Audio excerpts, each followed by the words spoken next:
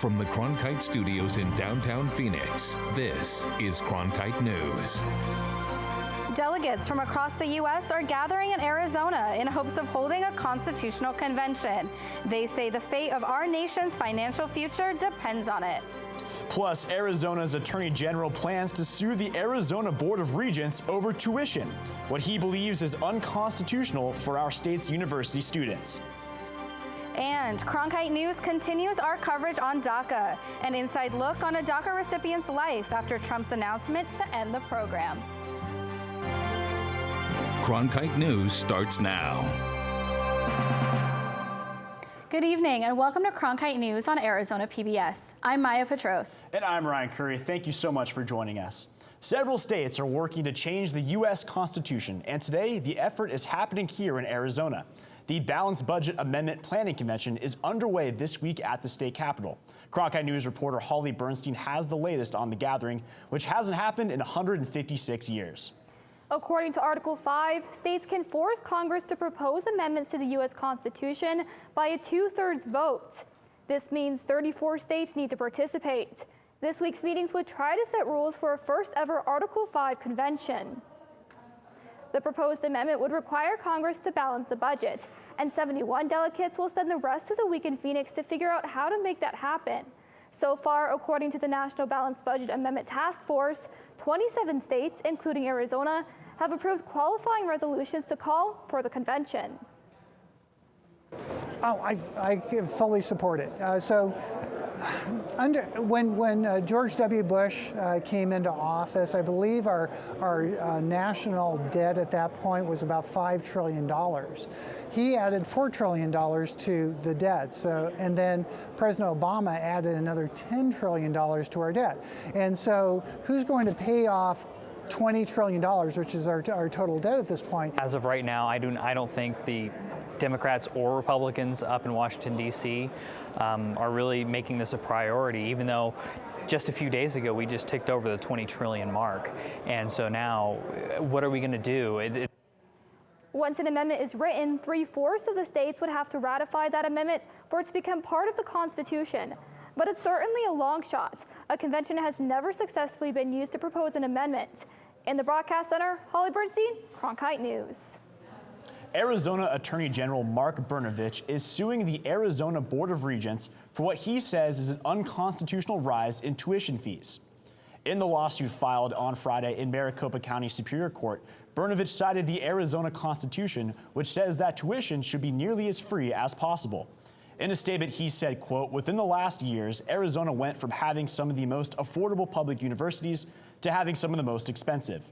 We believe the Board of Regents needs to be held accountable and answer tough questions for Arizona's skyrocketing tuition rates." The lawsuit says that tuition has increased between 315 to 370% over the last 15 years. Bill Ridenour, the chair of the Arizona Board of Regents, says students are now having to pick up the state's portion of the bill since the legislature decreased funds for universities. You can't have that discussion without bringing in the legislature and their ability to fund public education. So just 10 years ago, 75% of an in-state student's cost of education was borne by the state. Today, it's about 35%. The lawsuit also says the regents are misusing public monies by providing in-state tuition to Dreamers.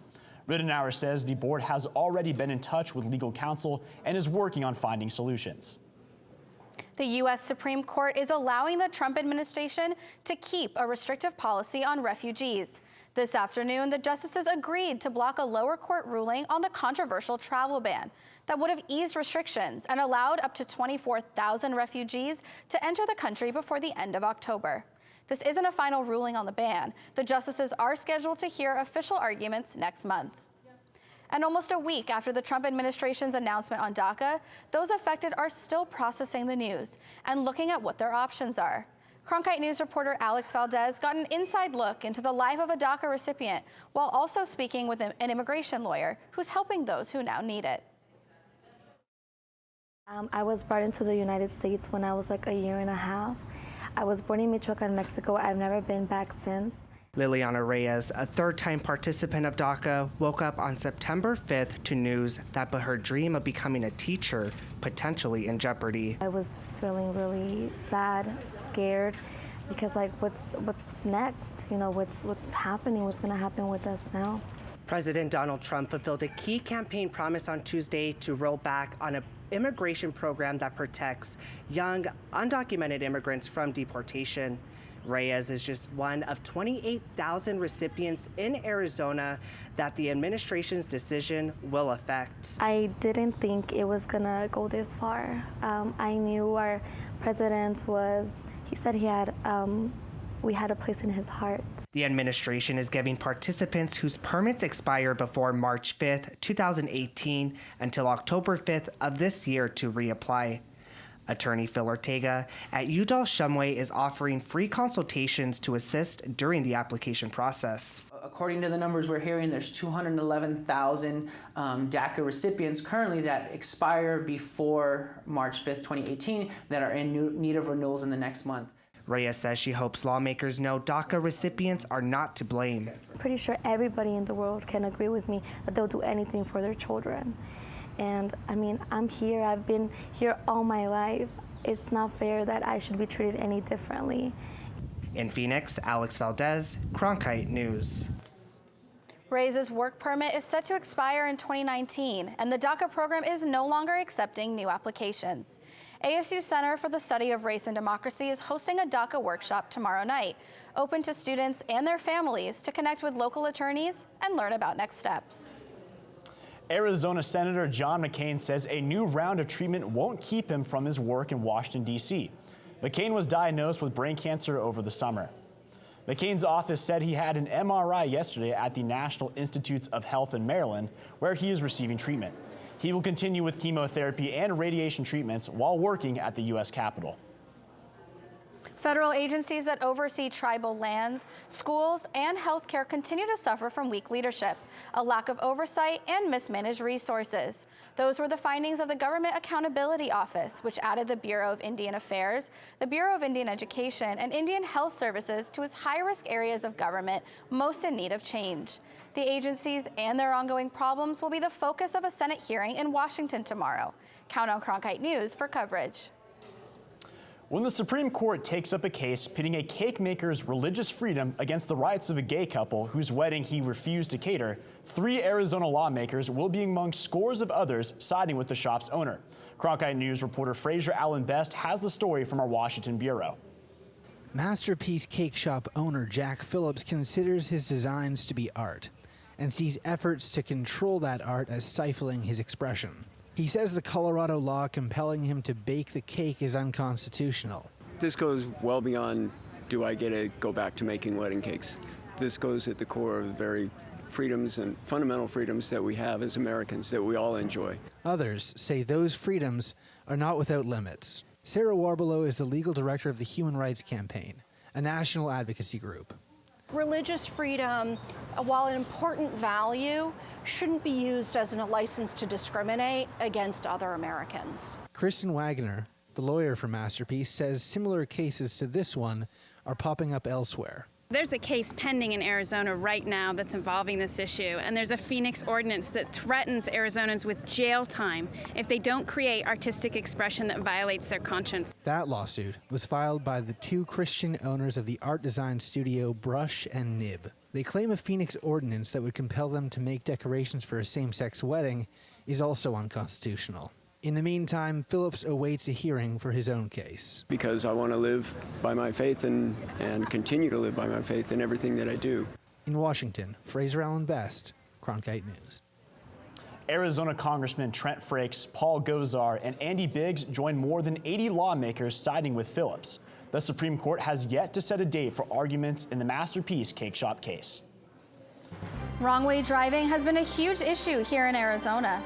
But officials are developing new technology that could help solve the problem.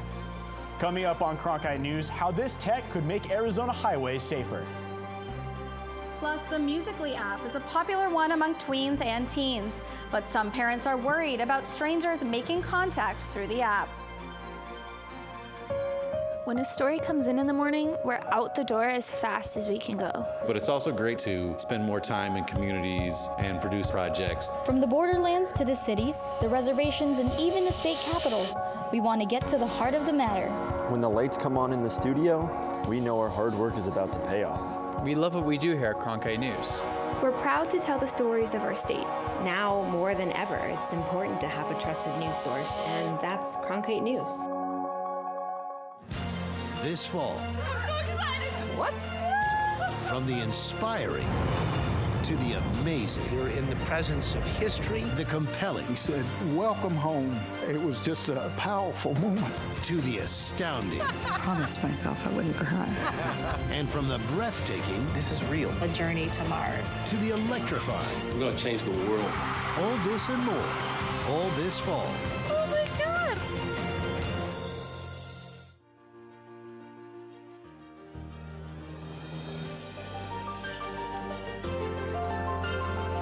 Officially from 36, and he hooks it in! Arizona State wins! Keeping one deep, and it is caught! Jalen Strong! Do you believe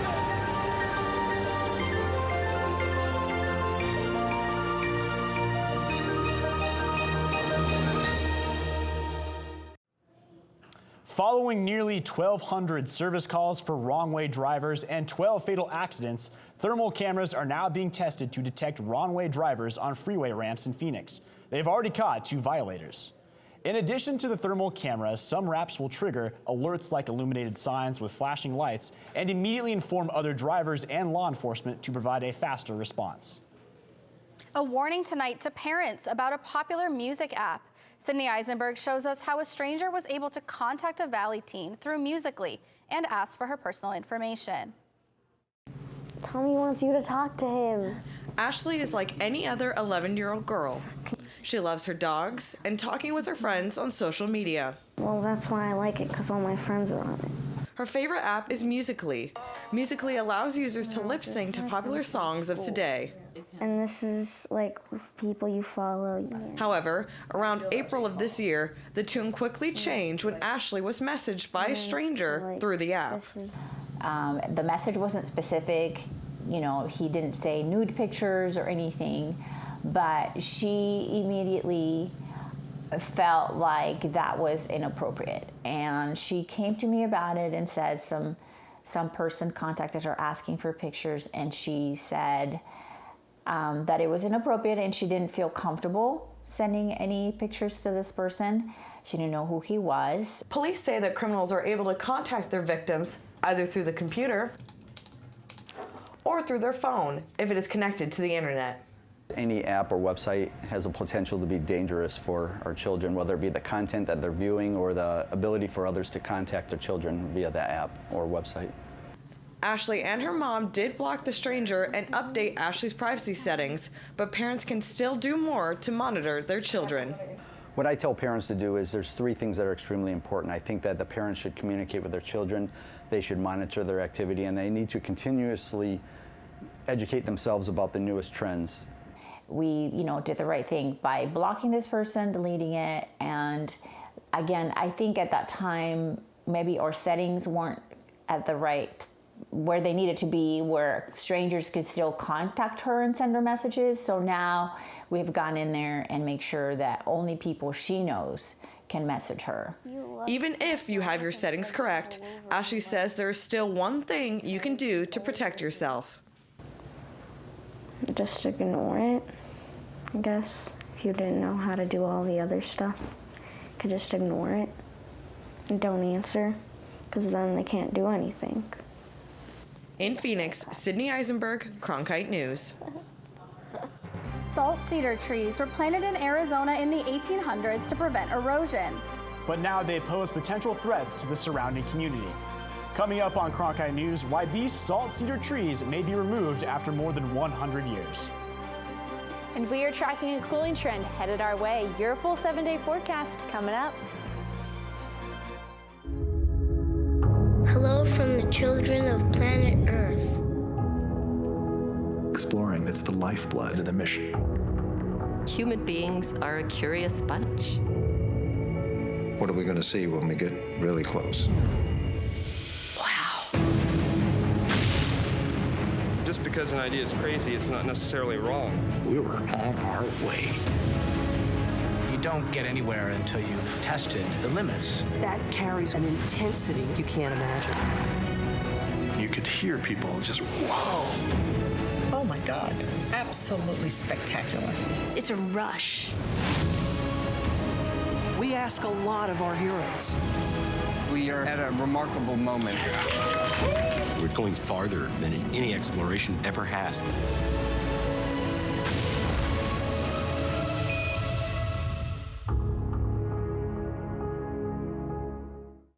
Tickets are now available for the annual Walter Cronkite Award for Excellence in Journalism Luncheon, held Thursday, October 19 at the Sheraton Grand Phoenix. Join media industry and community leaders in honoring award-winning co-anchors and co-managing editors of the PBS NewsHour, Judy Woodruff and the late Gwen Ifill. To learn more or to purchase tickets, call 602-496-0482 or visit cronkite.asu.edu/luncheon.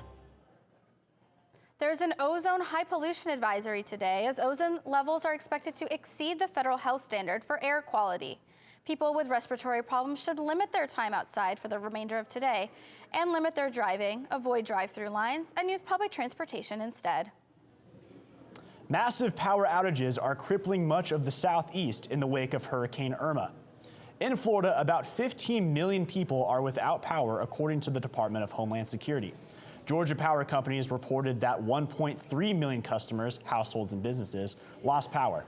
In South Carolina, 161,000 are in the dark and another 62,000 in North Carolina, according to Duke Energy. And in Alabama, more than 20,000 lost electricity. In Florida, the hardest hit by Hurricane Irma in the U.S., East Coast residents will likely have power restored by the end of this weekend. But those on the West Coast, where Hurricane Irma made landfall, are expected to have to wait another 10 days for power. At least 12 deaths related to Hurricane Irma have been reported in the U.S. Irma, which has affected 9 states, is now a post-tropical cyclone, but it's still expected to bring torrential rainfall as far as North Carolina. Authorities and residents were able to return to some of the Florida Keys, where, based on initial estimates, 25% of the houses on the island are destroyed. Another 65% have major damage. A FEMA administrator said every house in the Keys was impacted in some way. Officials are urging patience and caution when returning home, and Governor Rick Scott told Floridians to check with local officials first. Cronkite News will continue to cover the aftermath of Hurricane Irma. Now let's go check in with Emily Bloom for a look at the weather here in the Valley. We are currently sitting at 107 degrees here in Phoenix. Our high today of 109, still quite a few degrees above where we should be at this time of year.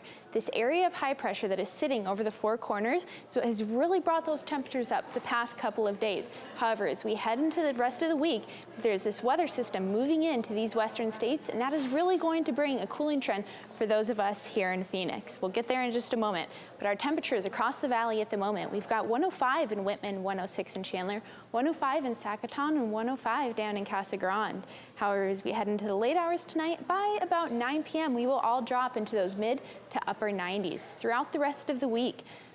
This is going to be our first cooling trend for this season.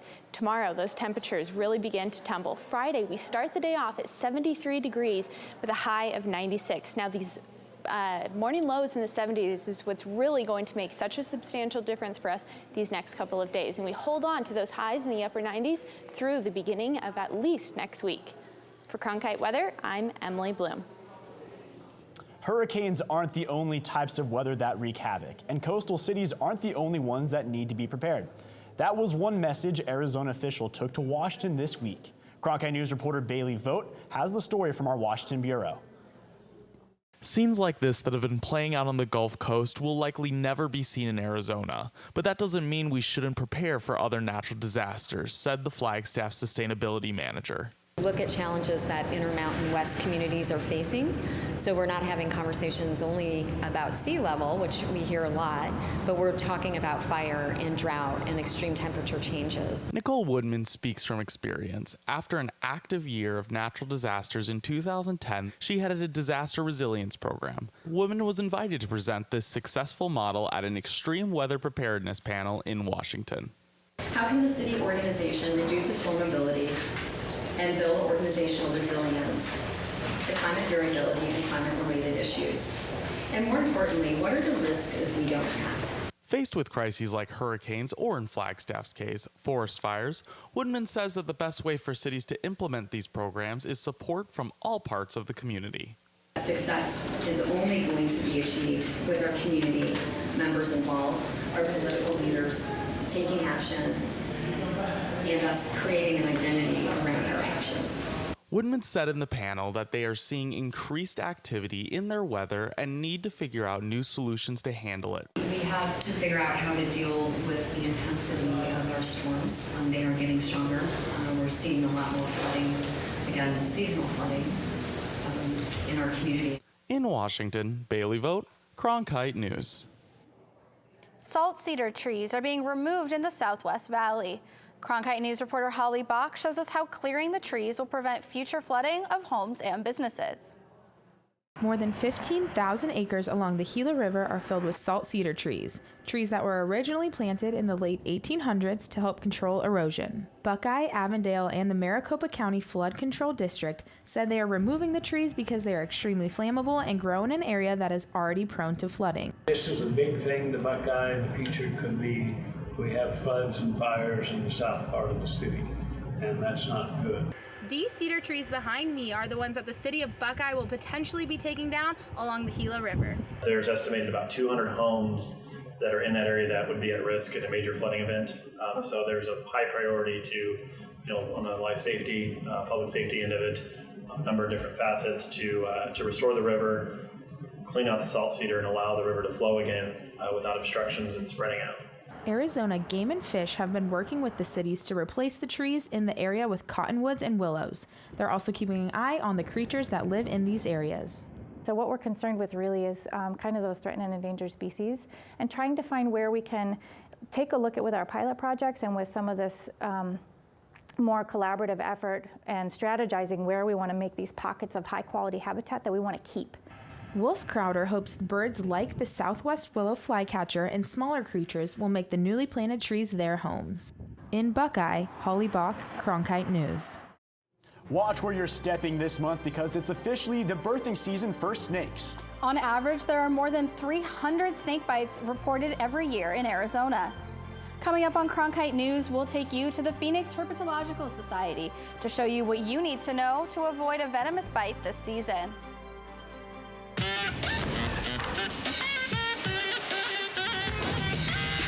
Third Rail with Ozzy, the new weekly show where we tackle the taboo and debate the tough questions with some of the most interesting minds in the game. I'm Carlos Watson, electrifying conversation, Friday, only on PBS.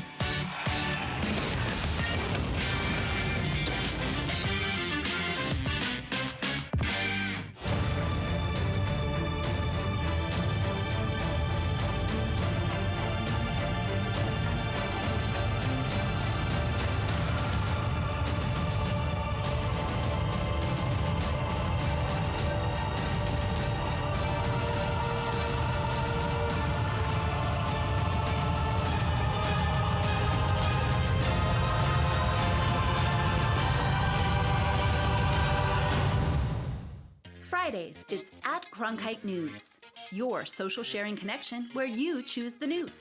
Facebook likes and shares, tweets, retweets, and favorites. YouTube views and subscriptions. We're watching you watch us. From our digital home at cronkitenews.azpbs.org to your television, web browser, or mobile device. Find us on Facebook, Twitter, and YouTube. Then join us for at Cronkite News, our weekly refresh, each Friday at 5 on Arizona PBS. This month, snakes may be more aggressive. It's the season when they give birth. Cronkite News reporter Tatum Hubble went to the Phoenix Herpetological Center to learn more about snake behavior. There are 15 venomous types of rattlesnakes and 30 types of non-venomous snakes here in Arizona. Many examples of those can be found at the Phoenix Herpetological Society. Arizona residents, on average, report 300 rattlesnake bites every year. However, there is an increase in the amount of people bitten in August and September. Come on, buddy. What is that? Yeah, what is that? We do get a number of calls this time of year, and when we go and find a baby rattlesnake in the yard, we check very thoroughly to see if his brothers or sisters are still very close by. Volunteers may find anywhere between 1 to 20 newborn snakes. The best way to avoid being bitten by a snake, first of all, if it's venomous, you want to stay away from it completely. Know the signs of what snakes are venomous in your area, know what to look for. I'm said to stay 3 feet back from any rattlesnake to ensure you are out of their strike range. In Scottsdale, Tatum Hubble, Cronkite News. If you have a snake in your backyard, don't hesitate to call the Rattlesnake Removal Hotline at 602-550-1090. Cronkite News is proud to be the news division of Arizona PBS. Here's what's coming up on Arizona Horizon and PBS NewsHour. On the next Arizona Horizon, it's an In Focus special, a one-on-one interview with Eric Weinmayer, the first blind person to climb Mount Everest. A conversation with Eric Weinmayer on the next Arizona Horizon. I'm Judy Woodruff. On the next NewsHour, our series Rethinking College continues with a look at training coal miners for a new economy. That's Tuesday on the PBS NewsHour. That's it for Cronkite News tonight. Thanks for joining us. For top Arizona stories anytime, go to cronkitenews.azpbs.org.